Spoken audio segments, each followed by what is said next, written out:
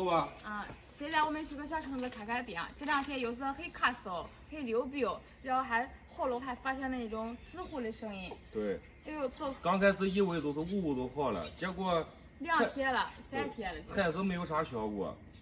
那再走吧。走，就害怕小河们它容易引起肺炎，要给咱赶紧带去看，要不然心里面也老是不淡定。刚才你让我看看在小城子脸上长这痘痘是啥？长真多了。你看。走，妈妈带你去。走，你往后走吧啊。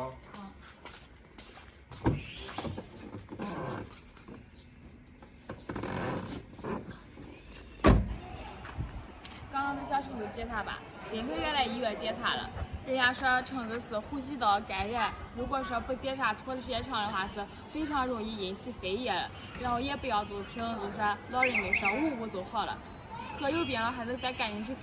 幸亏咱没有听咱妈的，咱妈说捂就好了，别捂成个肺炎了。他脸上这一种小痘痘是湿疹，他很费气，一哭我说是挤出来的。这一看，闺女脾气就不好，像他爸爸，爸脾气太不好。像你。走回家呀。走，让我小何开的牙。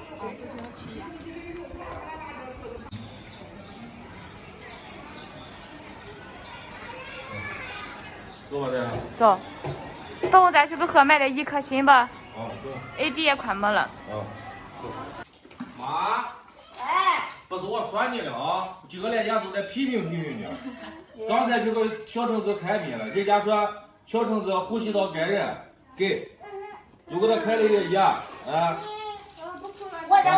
我以后出来不挨家，妈都看着心里心不多，下午都搁这呀，整天。我说，到时候这个严重的话会引起肺炎，引起肺炎的话头上沾水的，你到时候心疼不心疼？你别很吓唬我了啊，让我吃着还是搁这。不是吓唬你了啊，咱喝这是第3天啊，第4天了，喉咙刺呼。我那时候也跟你说，我说妈，你回去看看吧。你说不要紧，然后再没捂2天就好了。你说都是捂2天就好了。这一次我就跟大头再一次了啊。那往后了，我再听你的话，可不该做呀呢。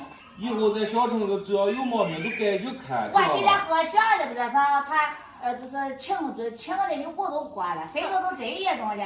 已经4、5天了，你说在呼吸道，然后只要是很刺呼的话，人家说最容易引起肺炎。你现在不让喝吃药，以后再让喝打针的。然后咱年轻人正好喝，咱老的都不重要，往后那啥都得听着你。你说你看到该去喝那药，不让喝带个了。然后这社会跟以前一样，以前你估计开过那时候一捂了也好了啊。现在给来，你看小郑现在都会算指头了，来。妈看看乖乖的。别乖，可别有病把人家都娘哎吓死了啊！以后给人家开好的啊，可别叫有病。你可别有病啊，乖乖。